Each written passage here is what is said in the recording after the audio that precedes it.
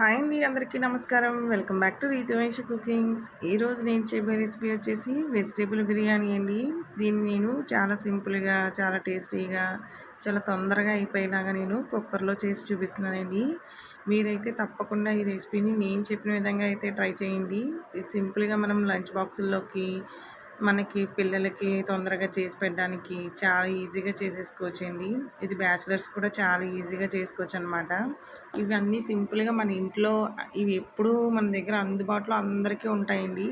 మీకు కావాలితే ఇందులో పచ్చి బఠానీ, ఇంకా బీన్స్, మీకు తగిన వెజిటేబుల్స్ అన్నీ వేసుకొని చేసుకోవచ్చండి. కానీ రెగ్యులర్గా అందరి దగ్గర ఇవి ఉంటాయన్నమాట మోస్ట్లీ. సో నేను దానికోసం ఇవన్నీ నేను వేసుకుంటున్నానండి. మిల్ మేకర్ వేసుకుంటున్నాను. వీటిని నేనేమి ఉడికించలేదండి. ఉడికించకుండానే మనము ఇవన్నీ వేసేసుకుని కుక్కర్లో మనం పెట్టేసుకుంటే అవి మెత్తగా కూడా ఉడికిపోతాయి అన్నమాట. ముందుగా నేను స్టవ్ వెలిగించుకుని ఇందులో నేను ఒక 4 టీ స్పూన్ వరకు ఆయిల్ అనేది వేసుకున్నానండి. ఆయిల్ మనకి బాగా కొంచెం హీట్ అయ్యాక హోల్ గరం మసాలా, మనం బిర్యానీ మసాలాలు లైట్ ఒక్కొక్కటి 2 చెప్పున వేసుకుంటే సరిపోతుందండి. నేను దీన్ని వచ్చేసి నేను ఒక 400 గ్రాముల రైస్కి చేస్తున్నానండి. అంటే నేను ఇది 2 గ్లాసుల వరకు రైస్తో చేస్తున్నానండి. మీకు రైస్ క్వాంటిటీకి గ్లాస్ వాటర్ ఎలా వేసుకోవాలో తెలుసు కదండి. ఒక గ్లాస్ బియ్యానికి 2 గ్లాసులు వాటర్ అనేది వేసుకోవాలి. అదే మనం బాస్మతి రైస్ తీసుకుంటే గ్లాసున్నర అనేది తీసుకోవాలండి. నేను ఎప్పుడు రెగ్యులర్గా చేసే రైస్ తోటే చేస్తున్నానండి. ఎందుకంటే అందరికీ తొందరగా మార్నింగ్ లేస్తే ఆ రైస్ తోటే మనం వండుకుంటాం కాబట్టి. ఇప్పుడు మనకి బాగా ఆయిల్ కాగిపోయింది కాబట్టి నేను హోల్ గరం మసాలా అన్నీ వేసుకున్నాను. అలాగే నేను చిన్న చిన్నగా కట్ చేసుకున్న బంగాళదుంపలు, పొడవుగా చీల్చి పెట్టుకున్న ఒక 3 పచ్చిమిర్చి, అలాగే ఒక చిన్న మీడియం సైజు ఉల్లిపాయ, అలాగే చిన్న చిన్న ముక్కలుగా తరిగి పెట్టుకున్న క్యారెట్ అండి. క్యారెట్ అనేది తీసి పక్కన పెట్టేస్తారనమాట పిల్లలు. వాళ్ళు తీయకుండా వీలుగా ఉండడం కోసం మనం చిన్నగా కట్ చేసుకుంటే అవి మనకి రైస్లో కూడా కలిసిపోతాయండి. నేను చెప్పిన విధంగా అయితే ఒక్కసారి అయితే ఈ వెజిటేబుల్ బిర్యానీని అయితే ట్రై చేయండి. మీరు ఎన్నో విధాలుగా ఎన్నోసార్లు ట్రై చేసి ఉంటారు. ఒక్కసారి నేను చెప్పిన విధంగా అయితే చేయండి. టేస్ట్ అనేది చాలా బాగుంటుందన్నమాట. ఎప్పటికీ మర్చిపోలేరు. చాలా సింపుల్గా కూడా అయిపోతుందండి. వంట రాని వాళ్ళు కూడా చాలా ఈజీగా చేసేసుకోవచ్చు అనమాట. ఇందులో నేను మిల్ మేకర్ వేయడం వల్ల మనకి ప్రోటీన్ ఉంటుందండి. అలాగే మనకి ఇందులో ఫైబర్ అన్నీ ఉంటాయి కాబట్టి మంచిగా మనం ఉడికించుకుని పక్కన పెట్టుకుని టైం ప్రాసెస్ ఏం లేకుండా చాలా ఈజీగా చేసి చూపిస్తున్నానండి. అలాగే ఇందులో నేను పండిన టమాటా ఒకటి పెద్దది వేసుకున్నానండి. టమాటా కొంచెం ఎక్కువ వేసుకోవడం వల్ల మనకి టేస్ట్ కూడా చాలా బాగుంటుంది. ఇవన్నీ మనకి వెజిటేబుల్స్ వేసేటప్పటికే మనకి అన్నీ కూడా మంచిగా ఫ్రై అయిపోతాయండి. ఇప్పుడే పుదీనా, కొత్తిమీర కూడా వేసేసుకోవాలండి. ఎందుకంటే మనకి ఇలా ఆయిల్లో ఈ మసాలాలతో పాటు ఈ వెజిటేబుల్స్తో వేయించుకుంటే టేస్ట్ చాలా బాగుంటుందండి. ఎందుకంటే దాని ఫ్లేవర్ అంతా మనకి వాటర్లోకి దిగి ఫ్లేవర్ చాలా బాగుంటుందన్నమాట. మధ్యలో వేసుకునే కన్నా ఇలా ఆయిల్లో వేసుకుని ఫ్రై చేసుకుంటే చాలా బాగుంటుందండి. ఇందులో నేను ఒక టీ స్పూన్ వరకు అల్లం వెల్లుల్లి వేసుకున్నానండి పేస్ట్ అనేది. ఇది కూడా మనం పచ్చివాసన పోయేంత వరకు వేయించుకోవాలండి. చూస్తున్నారు కదా, నేను వీడియోలో చూపిస్తున్నట్టుగా మొత్తం వెజిటేబుల్స్, టమాటాలు అన్నీ కూడా మంచిగా మనకి మగ్గిపోయినాయండి. ఇలా మనకి మగ్గిపోతే సరిపోతుందండి.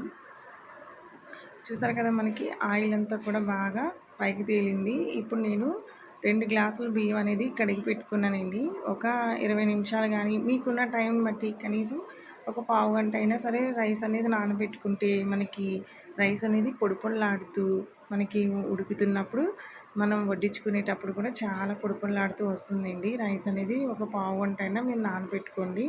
ఇవన్నీ మనం ప్రిపేర్ చేసేటప్పటికి ఆ టైం అవుతుంది కాబట్టి మీరు ఇది ఈజీగా ఏం వండాలో తెలియనప్పుడు మన ఇంట్లో ఏవైతే ఉంటాయో వాటితో చేసుకుంటే సరిపోతుందండి. దీన్ని నేను రైస్ అనేది ఒక 2-3 నిమిషాల వరకు ఫ్రై చేసుకోవాలండి. ఇందులో నేను ఒక టీ స్పూన్ వరకు బిర్యానీ మసాలా వేసుకున్నానండి. మీ దగ్గర బిర్యానీ మసాలా లేకపోతే గరం మసాలా పౌడర్ అన్నా వేసుకోండి. టేస్ట్ చాలా బాగుంటుందండి. ఈ పౌడర్ వేసుకుని మనం రైస్ని ఒక 2-3 నిమిషాలు ఫ్రై చేసుకుంటే టేస్ట్ అనేది నెక్స్ట్ లెవెల్లో ఉంటుందండి. ఇది పిల్లల నుంచి పెద్దవాళ్ళ వరకు ఎవరైనా సరే చాలా ఇష్టంగా తింటారండి. దీనిలోకి మనం బంగాళదుంప కర్రీ కానీ, లేదంటే మనం సేర్వా కానీ ఇలాంటిది ఏదైనా చేసుకునైనా తినొచ్చండి. లేకపోతే ఉత్తి రైతాతో కూడా తిన్నా కూడా చాలా బాగుంటుందండి. అంత అద్భుతంగా ఉంటుందన్నమాట. నేనైతే ఇందులో 2 గ్లాసుల బియ్యానికి నేను 4 గ్లాసుల వరకు వాటర్ అనేది వేసుకున్నానండి. ఇది మీరు కుక్కర్‌లో చేసుకున్నా, మీరు మామూలు విడిగా చేసుకున్నా కానీ మనకి బియ్యం అనేది పాతగా ఉంటే గనక కొంచెం వాటర్ అనేది కరెక్ట్‌గా వేసుకోండి. మనకి కరెక్ట్‌గా పొడి పొరలాడుతూ వస్తుందండి.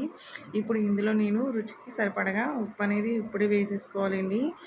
నేను కల్లుప్పు అనేది వేసుకున్నాను కదండీ! ఒక నిమిషం పాటు ఉప్పు కరిగేంత వరకు చూసుకొని, కలుపుకొని బాగా ఉప్పు చూసుకొని, ఉప్పు సరిపోకపోతే ఇప్పుడు మనం అడ్జస్ట్ చేసుకోవాలండి. ఉప్పు అనేది సరిపోతే మీరు కుక్కర్ మూత అనేది పెట్టేసుకొని, నేను ఇది మీడియం ఫ్లేమ్‌లో అయితే మీరు 2 విజిల్లు కట్టేసుకోవాలండి. హై ఫ్లేమ్‌లో ఉడికించుకునేటట్టయితే 3 విజిల్లయితే ఉడికించుకోండి. మనకి టైంని బట్టి మనం రైస్‌ని ఎట్లా అయినా సరే మనం చేసుకోవచ్చండి. నేను టైం లేదు కాబట్టి 3 విజిల్స్ నేను హై ఫ్లేమ్ మీదే పెట్టేసుకున్నానండి. కరెక్ట్‌గా ఉడికిపోతుందండి. చూసారు కదా! మనం మిల్ మేకర్ కూడా మనం ముందుగా వేడి నీటిలో వేసి నానబెట్టలేదండి. కానీ ఉడికిపోయింది.